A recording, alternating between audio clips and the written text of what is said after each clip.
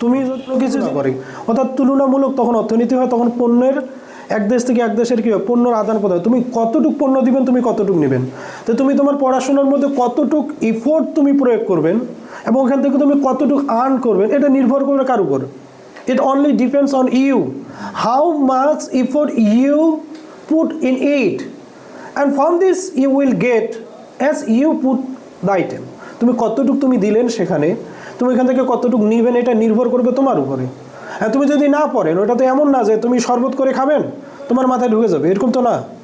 তোমাকে সেটা নিতে হবে, তুমি যে কোনো প্রকারে সেখান থেকে তুমি নাও। এটা এমন না যে এমনি এমনি তোমার হয়ে যাবে সব কিছু। আর অল্প কটা দিন বাকি আছে, সামনে পরীক্ষা, অল্প কয়েকটা দিন। রাইটিং পড়া নেও, তোমরা নেও। আমি তো রাইটিং অলরেডি, যেটা আমার দেওয়ার যেটা আমি তো ওইটা দিয়েই দিছি। আমার কি কি দেওয়ার ছিল, তোমাদের শর্টকাট যেটা দেওয়ার, অ্যাপ্লিকেশন শর্টকাট দিয়ে দিছি, লেটার শর্টকাট দিয়ে দিছি, তারপর গ্রাফ চার্ট আমরা করছি, পাই চার্ট আমরা করছি। আর বাকি জিনিসগুলো আমাদের কি করা লাগবে, বাকি জিনিসগুলো আমরা যদি এখানে আসি, আমাদের কিছু রাইটিং লিখতে পারি না স্যার, কি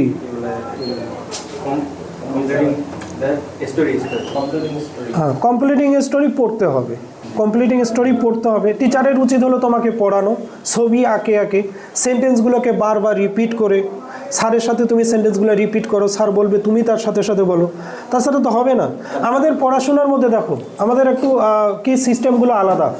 আমরা আজকে দেখো, আমরা তো পড়ি ইন্টারমিডিয়েট, ঠিক আছে, আমরা ইন্টারমিডিয়েট পড়ি না, ইন্টারমিডিয়েট কিন্তু আমরা পড়ি, কিন্তু আমাদের তো ছোটোবেলায় ফিরে যাইতে হবে। টিচার একটা সেন্টেন্স বলবে, তার সাথে তুমি একটা বলবেন, আবার একটা বলবে, তুমি তার সাথে আরেকটা বলবেন। তুমি যত সাউন্ড ক্লিয়ার করতে পারবেন, it will be very possible for you to repeat with your teachers, and it make your efforts very beautiful, and with beautifully you will be in that place present you with English. So it is the most important things, that first things you have to value your time. How many time do you have rest of your nooking your exam? So you have to calculate it. এটাকে calculate করো, তোমার কত সময় হাতে আছে। এটা যদি তুমি না করেন, কে করে দিবে তোমাকে এটা, তাই না? সো হ্যাঁ, রাইটিংয়ের এখানে আমার সাজেশন তো আমাদের রাইটিং করা হয়েছে। আমি যে কয়টা সাজেশন করছি, যে কয়টা রাইটিংয়ের ভিতরে আমি রাখছি, এই কয়টা রাইটিং তোমরা পড়বেন। অতএব গণনা করলে তো অনেকগুলো হিসাব হয়ে যায়। যেমন আমরা যদি এখানে আসি, যে সেকেন্ড পেপারে রাইটিং, এটা আমাদের সেকেন্ড পেপারে writing, formal letter, informal letter আমাদের থাকে। এখানে 9টা তোমাদের দেওয়া হয়েছে, কিন্তু আমরা তো একটা নিয়ম করছি যেটার মাধ্যমে 9টায় আমি কমপ্লিট করতে পারি, তাই না?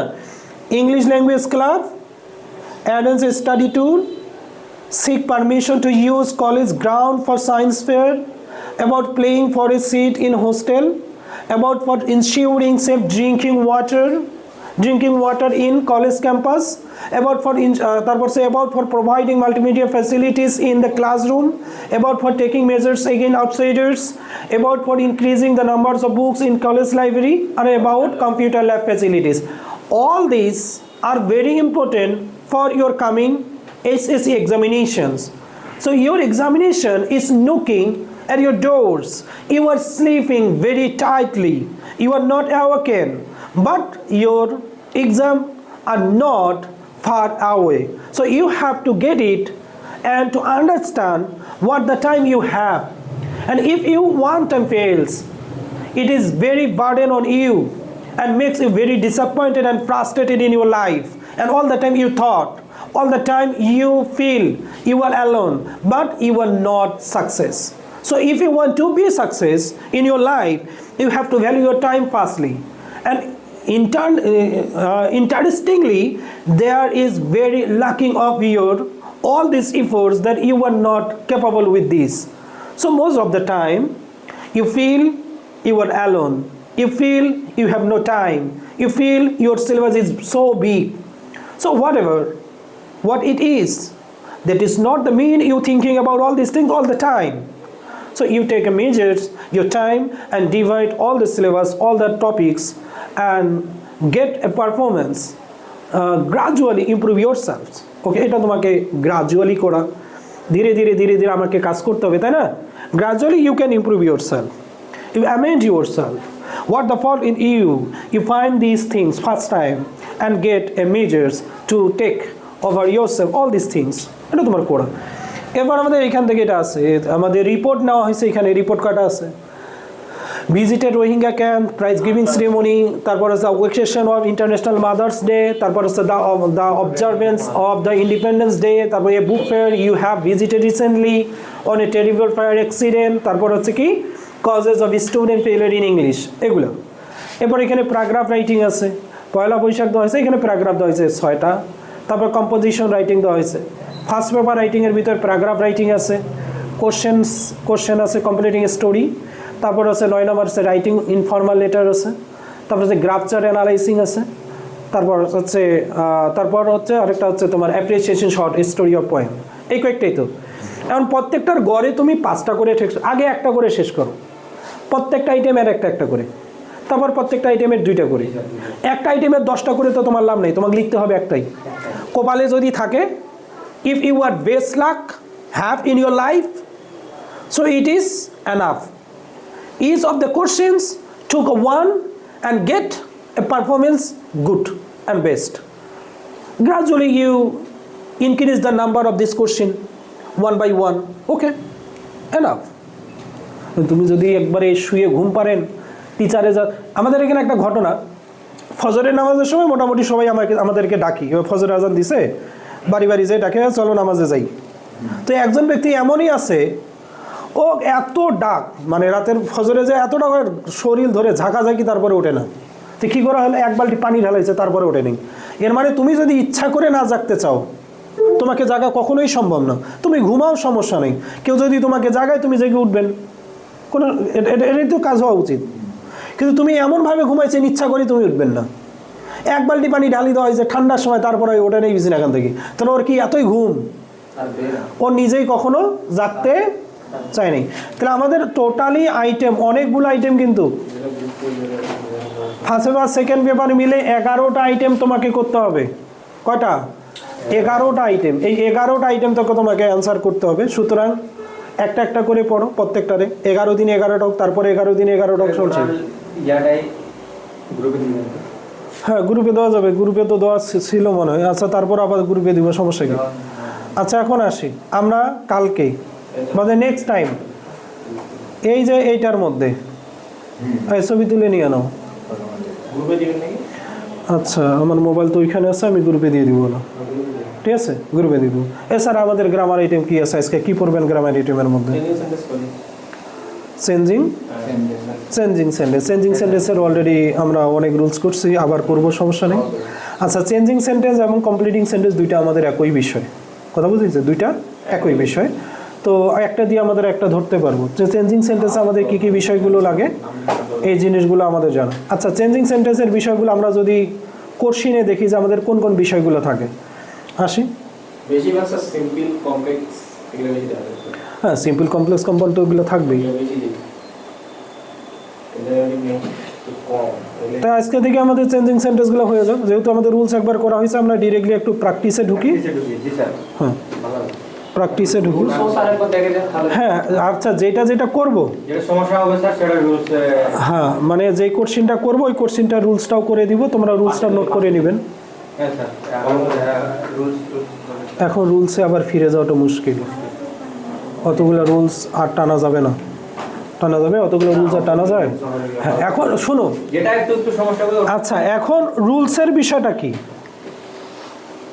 রুলসের বিষয়টা আছে, তুমি যদি করেন যে প্রত্যেকটার ক্ষেত্রেই 10টা বোর্ড তুমি রিভিশন করলেন, 10টা বোর্ডের রুলসগুলো তুমি জানেন, তুমি পরীক্ষা কমন পাবেন। কি কথা বুঝতে পেরেছি? তুমি 10টা রুলস মানে পড়ছেন, 10টার মধ্যে কমন পাবেন। তাহলে যখন 10টা করো, যেহেতু তোমার রুলস, তোমার সমস্যা, তুমি রুলস তোমার হয় না, তো তুমি এই 10টা ভালো করে নাও। হ্যাঁ, 10টা ভালো করে নিলে তুমি ওইখান থেকে পেয়ে যাবেন।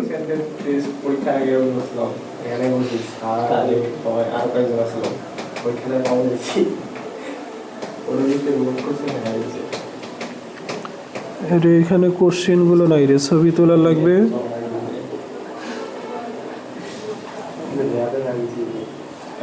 পঁচিশ সালের কোশ্চেন। সিলেট বোর্ড 25।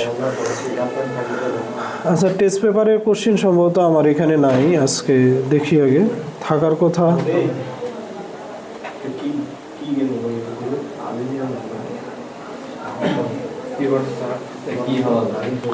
আচ্ছা, এখানে আমাদের কিছু কাজ আছে, সমস্যা নেই।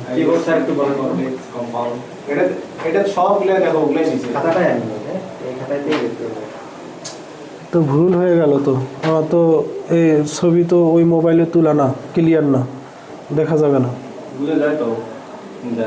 তুমি বুঝা পাচ্ছেন তো, আমার মোবাইলেও বোঝা যাবে না তো। আচ্ছা, আমি আবার ওইটাকে টাইপিং করে নিব, তাহলে হয়ে যাবে, সমস্যা নেই, টাইপিং করে নিলে হয়ে যাবে।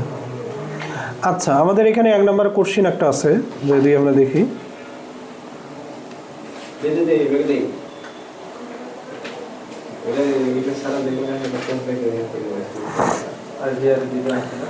আচ্ছা, আমরা রিলেটিভ প্রোনাউন তো জানি না, রিলেটিভ প্রোনাউন কি কি বলো? রিলেটিভ প্রোনাউন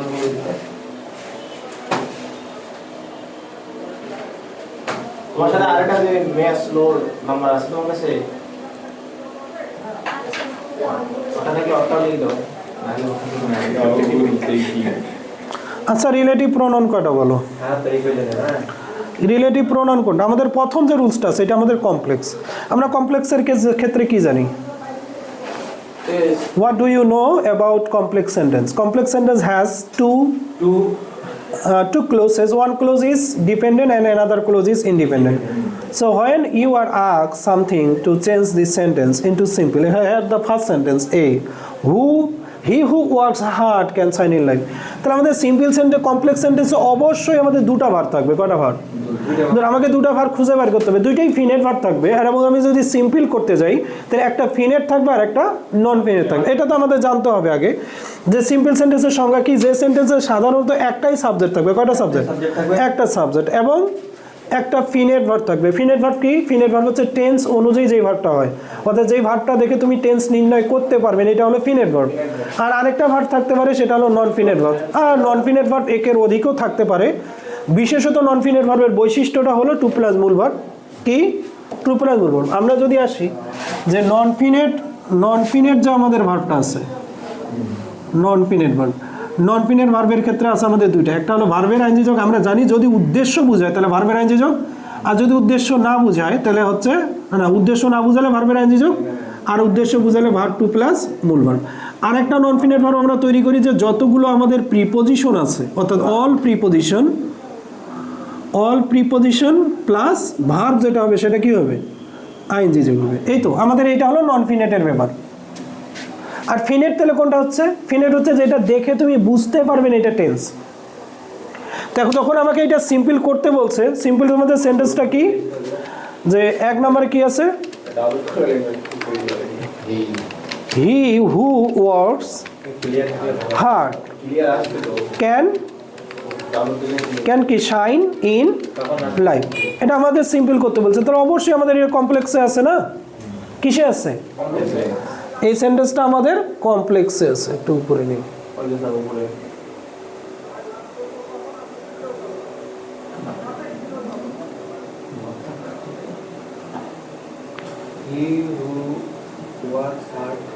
হ্যাঁ।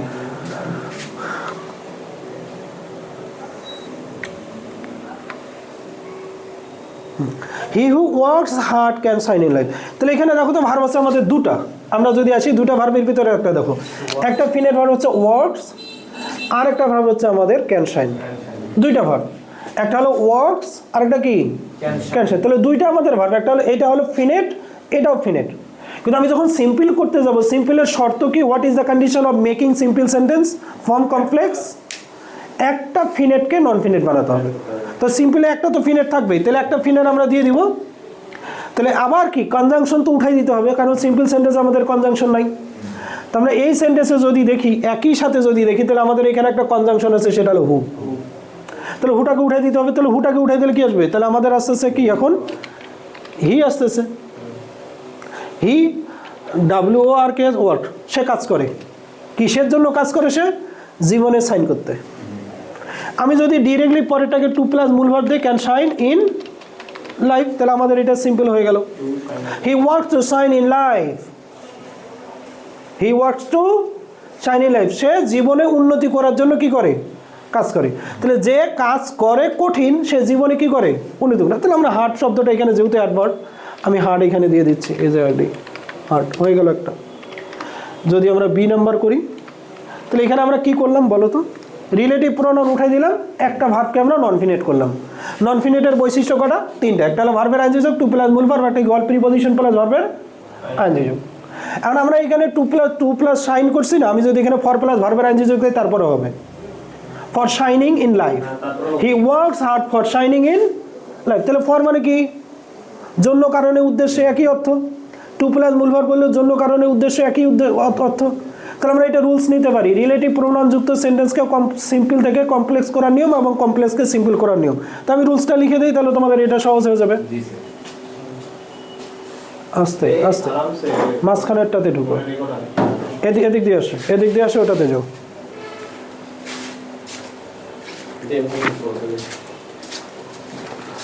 আচ্ছা তাহলে রুলস কি, রুলস এখানে লিখবো আমরা, খাতায় রুলস লিখে নেবেন তাহলে হয়ে গেল। আচ্ছা তাহলে আমাদের রুলসগুলো নোট আকারে নেই। আচ্ছা রুলস তো ওগুলো আছে, ওইভাবে না। এখন আমরা যে কোশ্চেনগুলো করব এই কোশ্চেনগুলোরই রুলসগুলোকে নিব আমরা টোটালি। শোনো, এদিকে দেখো, অনেকগুলো রুলস আছে যেগুলো সচরাচর ব্যবহার হয় না, আমরা সবগুলোকে ব্যবহার করবো না। তো যেহেতু রুলস আমরা একবার পড়ছি, এখন রুলস করবো কোনগুলো, যেটা প্র্যাকটিস করবো সেটা রুলসটাই মনে করে নিলাম। এবং আমি মনে করি 10টা বোর্ড যদি তুমি প্র্যাকটিস করো তাহলে বাকি যতগুলো রুলস আছে সবগুলো একখানে চলে আসবে। তাহলে আমরা কী দেবো, এটাকে আমাদের প্র্যাকটিস রুলস দেবো। কী দেবো, প্র্যাকটিস রুলস। আসো, প্র্যাকটিস রুলস। রুলস হলো কয় number, 1 number. 1 number relative pronoun কী কী আমাদের আছে বলো তো, রিলেটিভ প্রোনাউন। রিলেটিভ প্রোনাউনকে কী করতে হবে, আমাদের সিম্পল করতে হবে। তাহলে রিলেটিভ প্রোনাউনগুলো কী কী, রিলেটিভ প্রোনাউন হচ্ছে আমাদের 3টা, অবশ্যই আমরা জানি। একটা কি, একটা হলো হু, একটা কি হুইজ, আর একটা হলো আমাদের দ্যাট।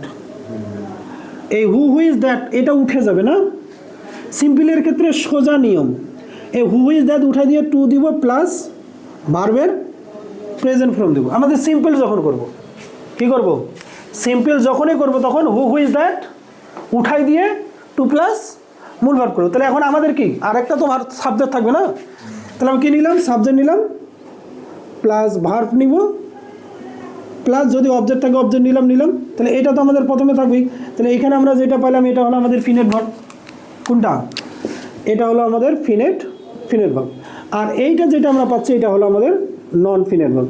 এখন আমাদের প্রশ্ন হচ্ছে যে যদি আবার আমাদের সিম্পল থাকে তাহলে কমপ্লেক্স করার নিয়ম কি। তাহলে আমাদের যেখানে টু আছে সেখানে কি করব, টু এর জায়গায় হু ইজ দ্যাট দিব, প্লাস আবার কি করতে হবে, ওইটাই একই ক্ষেত্রে আমাদের ওইটা সাবজেক্ট হচ্ছে, প্লাস আমাদের কি ভার্ব প্লাস অবজেক্ট করতে আমাদের এতটুকু পরিবর্তন করতে হবে। অর্থাৎ কমপ্লেক্স থেকে যদি সিম্পল করি আর রিলেটিভ প্রোনাউন যদি থাকে তো রিলেটিভ প্রোনাউন উঠাই দিব, উঠাই দেওয়ার পর টু প্লাস মূল ভার্ব বসাবো, ওকে।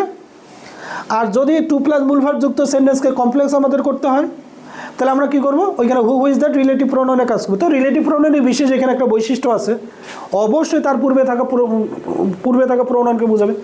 এছাড়াও আমাদের টু প্লাস মূল ভার্ব যুক্ত সেন্টেন্সকে যদি আমরা কমপ্লেক্স করি এটার আরও একটা আমাদের রুলস আছে, রুলস আমাদের আছে। সেটা কি, যে নন ফিনেটিভের পরিবর্তে আমাদের বসে দ্যাট, কি বসে দ্যাট। এটা এইভাবেও আমরা কমপ্লেক্স সেন্টেন্স তৈরি করতে পারি, এটাও আমাদের একটা কমপ্লেক্সের রুলস। আমরা ওইটাও করতে পারি। কমপ্লেক্সের ক্ষেত্রে আমরা আবার নেই, আবার সেটা কি, আবার সাবজেক্ট প্লাস ভার্ব প্লাস কি অবজেক্ট প্লাস দ্যাটের জায়গায় আমরা আরেকটা নিতে পারি, সেটা হলো সো দ্যাট, আরেকটা কি ইন অর্ডার দ্যাট। এটা আমাদের কি হয়ে গেল, কনজাংশন হয়ে গেল, প্লাস আমাদের কি subject plus verb plus object একই।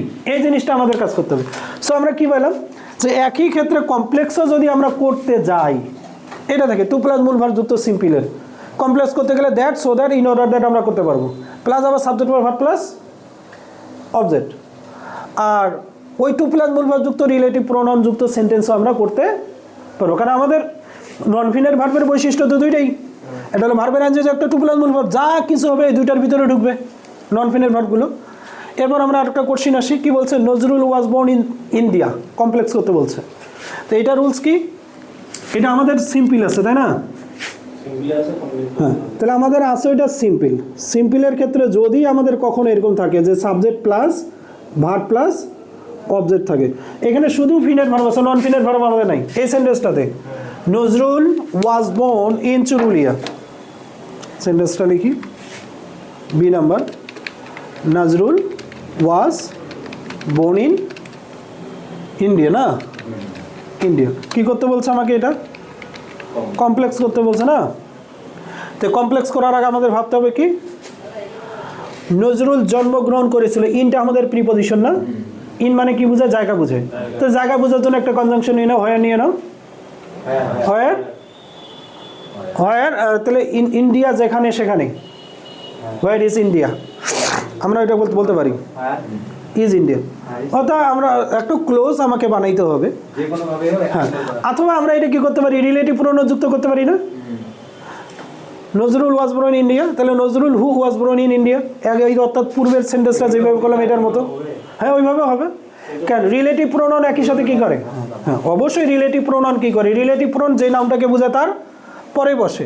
তো আমি যদি এই সেন্টেন্সটাকে কমপ্লেক্স এইভাবে করি যে Nazrul, Nazrul who was born in India, আমি এই রুলসটা করতে পারি।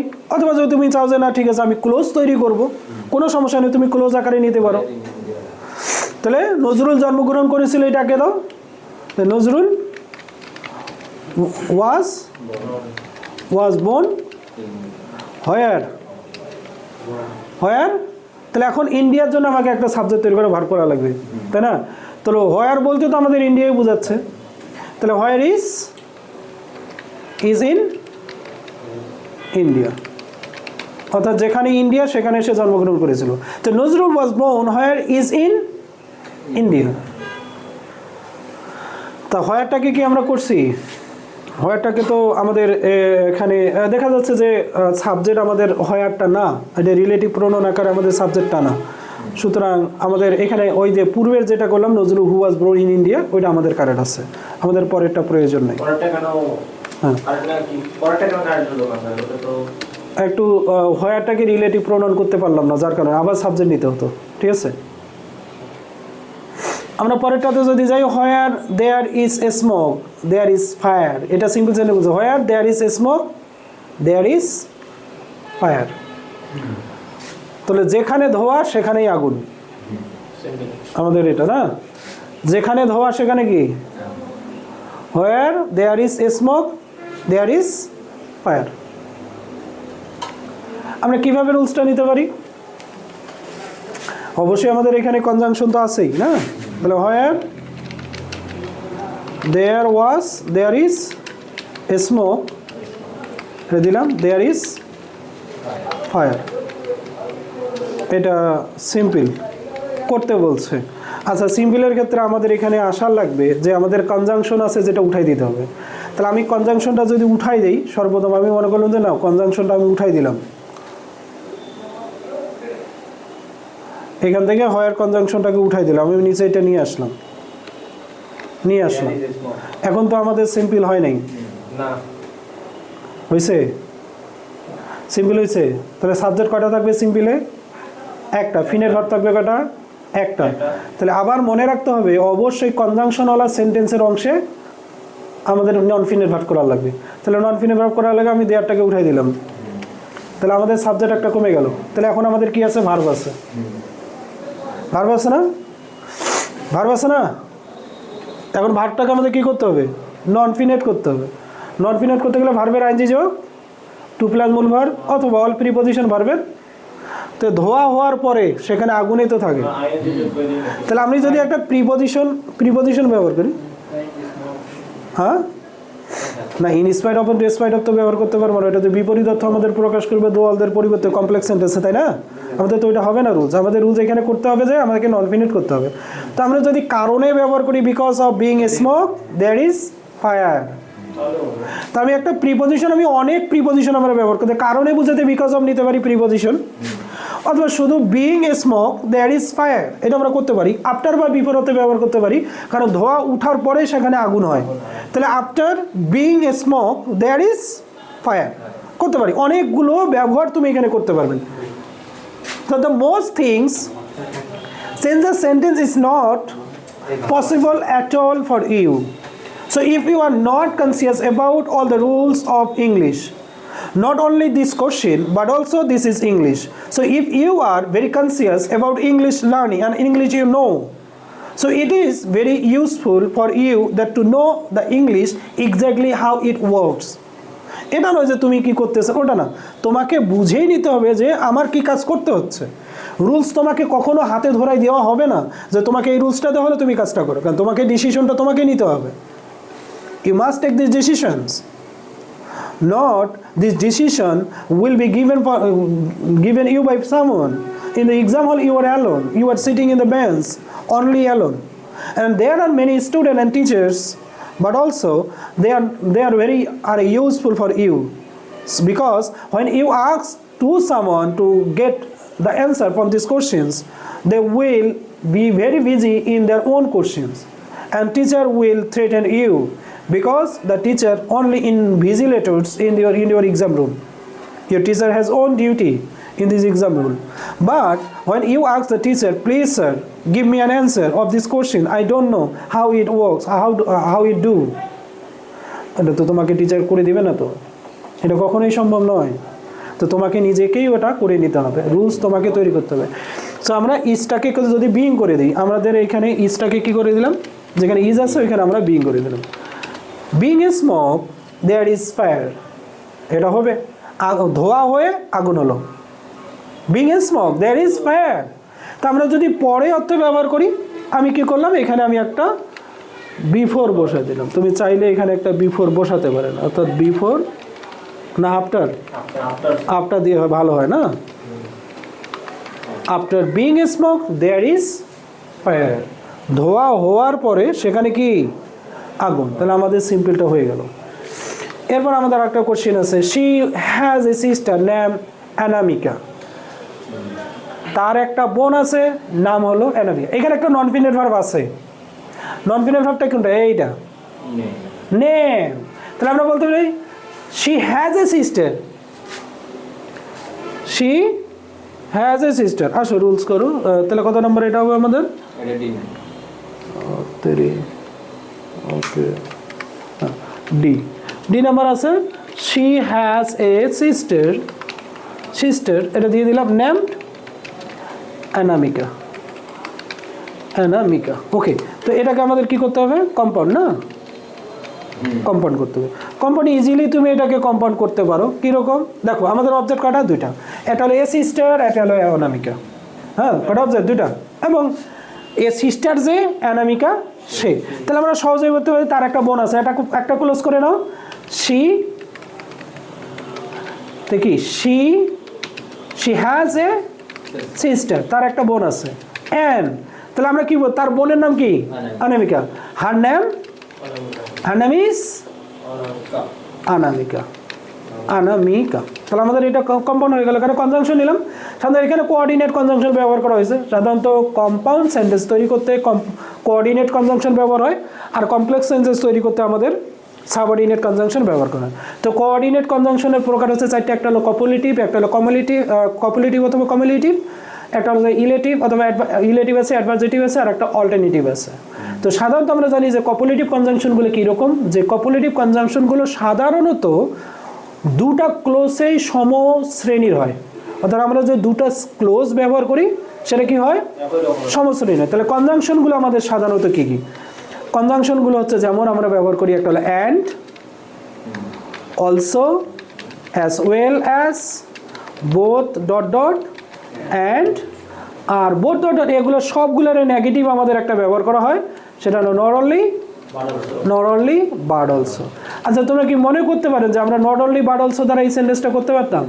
হ্যাঁ, not only she has a sister but also her name is Anamika. তার কেবলমাত্র একটা বোন নাই, ওই বোনের নামও আছে অ্যানামিকা। কথা বলছো, এর প্রত্যেকটাই লাগাতে পারবা তুমি। এই রুলসগুলোর প্রত্যেকটাই এখানে যে কয়েকটা ব্যবহার করা হয়েছে, তুমি প্রত্যেকটাই এখানে অ্যাপ্লাই করতে পারবা। তুমি যদি বলো স্যার আমি অলসো দিয়ে দিব, দাও। She has a sister also, her name is Anamika, হয়ে যাবে।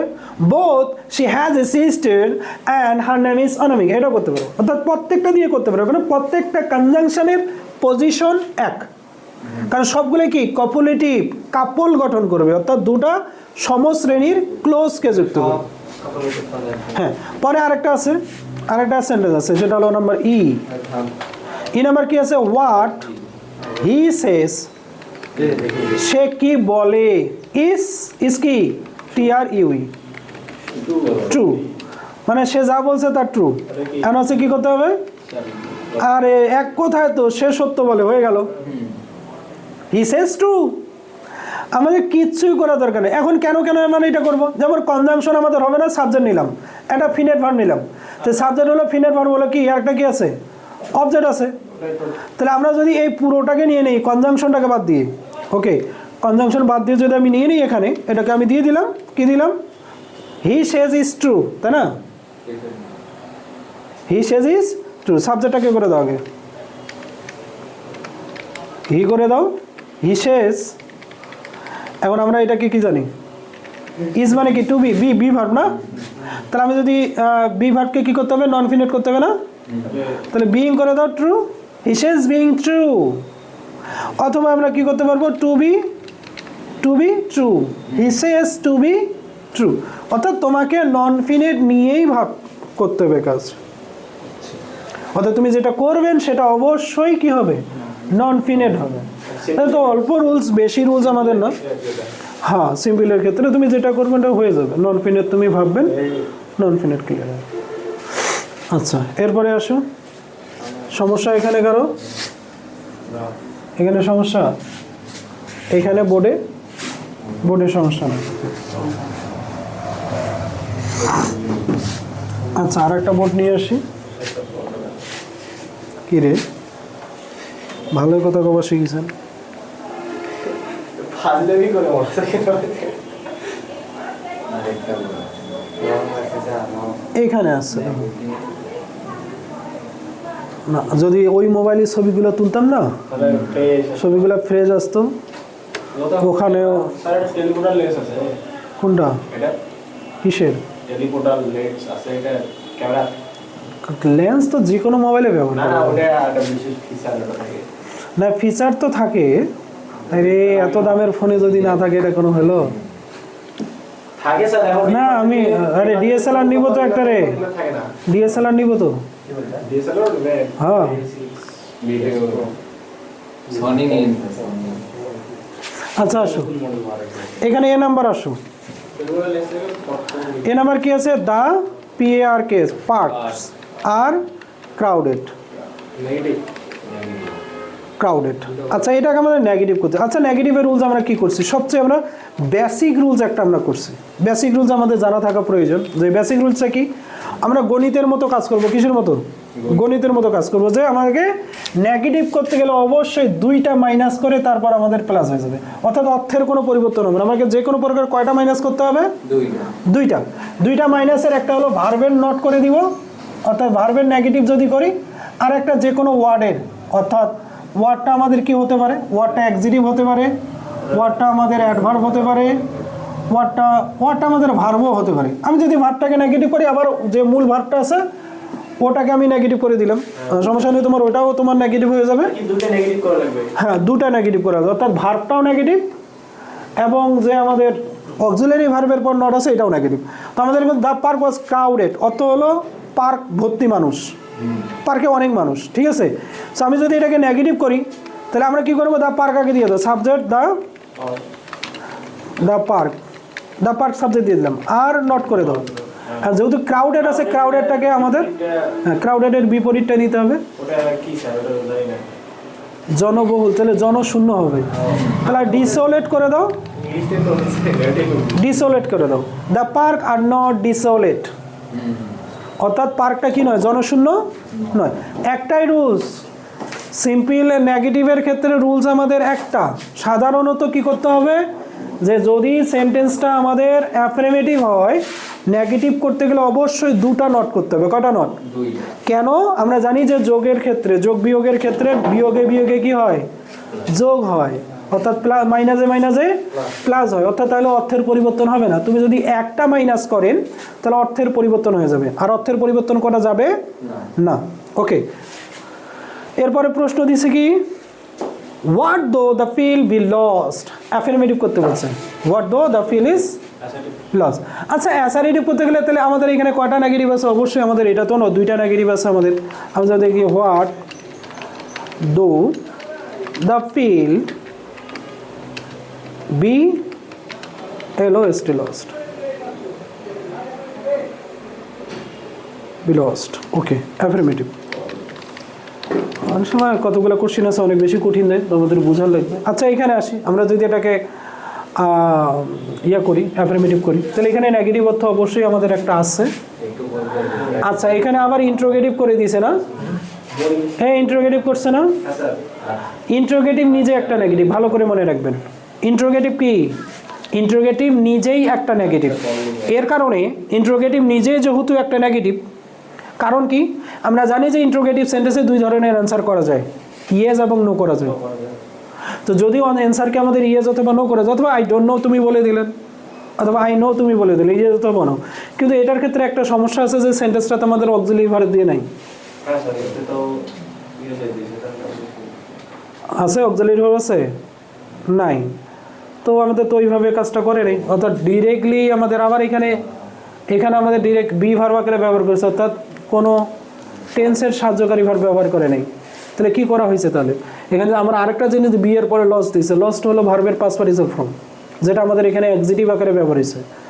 বিটা আমাদের যেহেতু টেন্স অনুযায়ী ভার্ব না, কিন্তু তারপরেও বিকে আমরা প্রেজেন্ট ফর্ম ব্যবহার করতে পারি। প্রেজেন্ট ফর্ম না? বি প্রেজেন্ট ফর্ম না? বি এর পাস্ট ফর্ম হচ্ছে ওয়াসের, বি এর পাস্ট পার্টিসিপল ফর্ম হচ্ছে বিন। আবার ওয়াস ওয়ারের প্রেজেন্ট ফর্ম ফির বি না হয় কি হয়ে যাবে? অ্যামিজার হয়ে যাবে। কথা বুঝে গেছে? অ্যামিজার হবে। তাহলে বি এর past form was were, be এর পাস্ট পার্টিসিপল ফর্ম হলো বিন, কিন্তু বিন এর প্রেজেন্ট ফর্ম হলো অ্যামিজার, ওয়াস ওয়ারের প্রেজেন্ট ফর্ম হলো অ্যামিজার। তো এই আকারে আমরা বি যে শব্দটা পাইছি এটাকে আমরা কি বলতে পারি? এটা ভার্ব বলতে পারি। তাহলে ভার্ব আকারে এটা প্রেজেন্ট ফর্ম আছেই আমাদের। তাই প্রেজেন্ট টেন্স না, সাহায্যকারী ভার্ব আমরা ডু নট বা ডাজ নট আমরা ব্যবহার করতে পারি, কিন্তু সেন্টেন্সটা তো ইন্ট্রোগেটিভ আছে যেখানে আমাদের লস ব্যবহার করা হয়েছে। এইখানে কোথায় গেল? লস্ট সেন্টেন্স আমি কোশ্চেন মার্ক দিইনি, ইন্ট্রোগেটিভ তো আমাদের দেওয়াই আছে। ওকে এখন আসো, আমরা চাচ্ছি যে আমরা এটাকে অ্যাফার্মেটিভ করব, তাহলে ইন্ট্রোগেটিভের চিহ্ন থাকবে না? ইন্ট্রোগেটিভের চিহ্ন না থাকলে সাবজেক্ট ভার্ব অবজেক্ট নিতে হবে। তাহলে আমরা কি করব? দ্য ফিল্ড দিয়ে দাও, দ্য ফিল্ড দিলাম। তাহলে বি নিব এখন না টেন্স আকারে নিতে হবে? Tense, the field is lost হয়ে গেল। তা আমাদের আর কোনো কিছু প্রয়োজন নেই, আমরা এটা সোজা একটা হিসাব। কারণ আমাদের তো ডাবল এস কোশ্চেন ব্যবহার করা যাবে না, যাবে? ইন্ট্রোগেটিভ সেন্টেন্সে ডাবল এস কোশ্চেন ব্যবহার করা যাবে না। It will not be permitted to you to use this double S question or auxiliary before the sentence as a starting interrogative. So if you are asked to do these sentences into affirmative, so when you are clings to affirmative sentence making it, so you change the format of interrogative sentence. The interrogative sentence format, what it is? Double S question and auxiliary verb, placing the before the sentence starting beginning. Okay, ওটা তুমি করলে না, ওটা তুমি এটা clear করে দিলে। ওকে, এবার নাম্বার সি নাম্বার কি আছে আমাদের?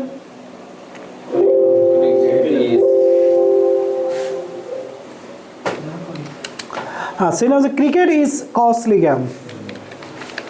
Cricket is costly game. But কি করে? বাট তারপরে people of all classes enjoy playing it. অর্থাৎ ক্রিকেট একটা খুব দামি খেলা, cricket is costly game, cricket খুবই দামি খেলা, but people of all classes enjoy playing it, কিন্তু সকল শ্রেণীর মানুষই এটা খেলে আনন্দ পায়। তো কি করতে বলছে আমাকে? সিম্পল না? তাহলে কিসে আছে দেখতে হবে আগে। আসো, এখানে ইজ আছে না? আমরা যদি এইটাকে ধরি, না ধরে আমরা এই যে কনজাংশন আছে, একটা কনজাংশন বাট, হ্যাঁ বাট কনজাংশন। কোন কনজাংশন? বাট কপারেটিভ কনজাংশন, আর তোমার হচ্ছে কোঅর্ডিনেট কনজাংশনেরই অ্যাডভার্সেটিভ কনজাংশন হলো but. But yet is still, but yet is still, এটা অ্যাডভার্সেটিভ কনজাংশন। কোঅর্ডিনেট কনজাংশনের অ্যাডভার্সেটিভ, যা বিপরীত অর্থ বোঝায়। তাহলে প্রথম অর্থ বুঝাইছে ক্রিকেট দামি খেলা, কিন্তু মানুষ, সকল শ্রেণীর মানুষ এটা খেলে আনন্দ পায় বা আনন্দ উপভোগ করে। এখন প্রশ্ন হচ্ছে যে আমার কনজাংশন রাখা যাবে না, যেহেতু সিম্পল করতে বলছে না, হ্যাঁ এটা সিম্পলটাকে লিখে দিই, সিম্পল। ওকে,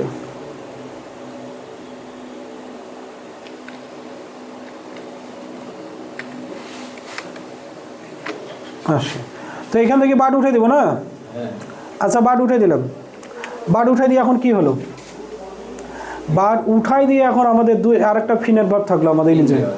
ইনজয়টাকে নন ফিনেট বানাতে হবে। ইনজয়টাকে কি নন ফিনেট। নন ফিনেট বানার আগে কিন্তু আমাদের বুঝতে হবে, আমরা জানি যে বাটযুক্ত সেন্টেন্সকে কমপ্লেক্স করতে গেলে দোয়াল দো ব্যবহার করতে হয়। তো সিম্পলি অবশ্যই আমাদের ইনস্পাইট অফ, ডেসপাইট অফ ব্যবহার করতে হয়। তাহলে আমরা এটাকে আবার এখানে একটু কাজ করি, আমাদের এইভাবে হবে না, প্রথম দিকে আমরা লাগাই দেবো, প্রথম দিকে লাগাবো মানে in spite of, despite of, in spite of or despite, despite of. দেওয়ার পর কী করতে হবে, নাউনটা আমরা রাখে দিব। যেহেতু যদি দুই সেন্টেন্সের সাবজেক্ট অর্থাৎ দুই ক্লোজের সাবজেক্ট যদি একই ব্যক্তিকে বোঝায়, তাহলে আমরা একটাকে মিসিং করে দিতে পারি, অর্থাৎ রিমুভ করতে পারি। আর যদি দুই ক্লোজের সাবজেক্ট আলাদা আলাদা হয়, তাহলে সাবজেক্টকে আমরা চেঞ্জ করতে পারবো না। তাহলে ক্রিকেট আমাদের সাবজেক্ট থেকে যাবে। এখন আমাদের ইজ যে ভার্বটা আছে এটাকে নন ফিনিট বানাতে হবে। ইজের নন ফিনিট কি, বিং। আমাদের রুলস অলরেডি শেষ। বাট কি থাকবে না, বারটা উঠে যে কি হবে, একটা কমা ব্যবহার করতে হবে। বারটা উঠায় দাও, একটা কমা দিয়ে দাও, তাহলে কি হলো, in spite of cricket being costly game, অর্থাৎ ক্রিকেট খুব দামি খেলা হওয়া সত্ত্বেও সকল শ্রেণীর মানুষেরা এটা খেলে আনন্দ উপভোগ করে। ক্লিয়ার?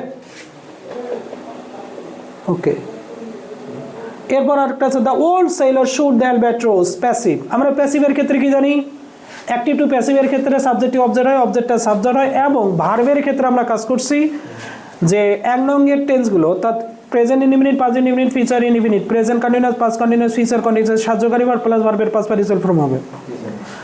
এবং দুই নঙ্গের টেন্সগুলোর সাহায্যকারী ভার্বের সাথে বিং যোগ হয়, অর্থাৎ অ্যাম ইজ আর। তাহলে এখানে লিখে দেওয়া উচিত ছিল, আচ্ছা সময় নেই যেহেতু এসকে।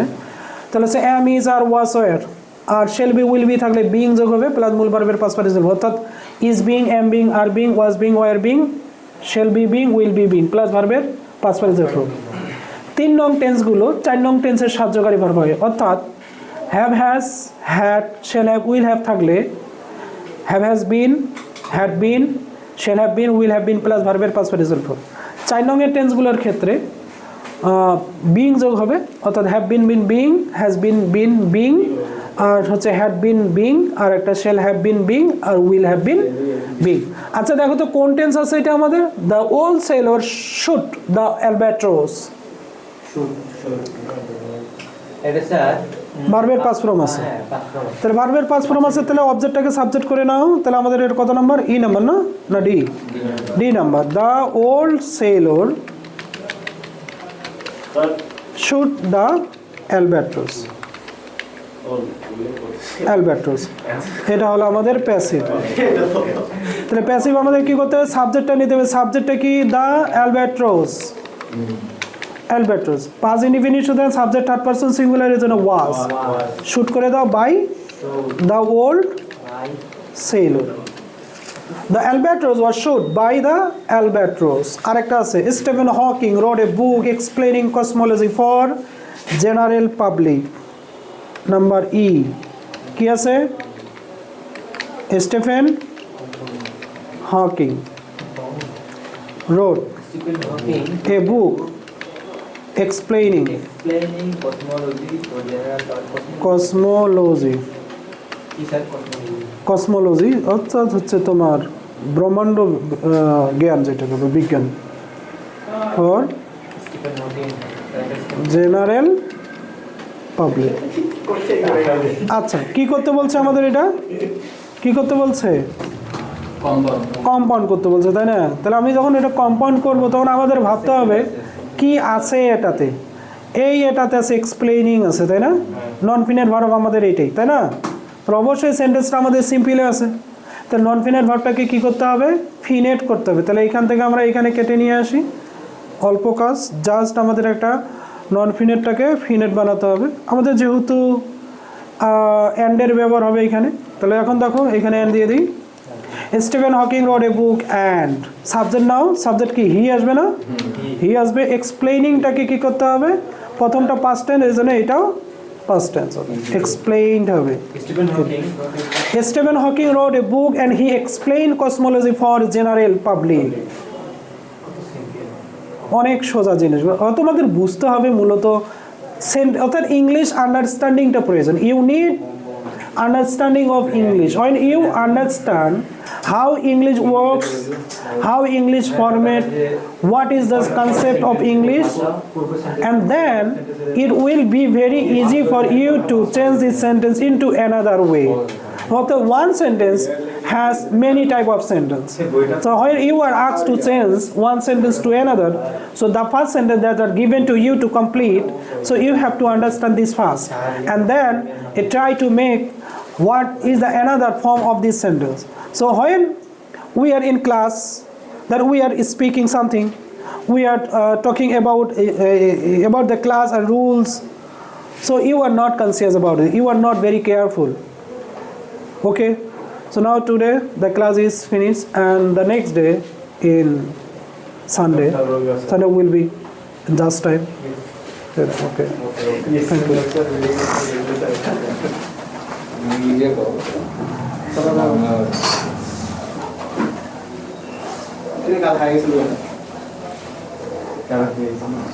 তোমার ওই ছেলেটা কই? আজকে তো ফির আবার ফোন দেন নাই সোহাগ। না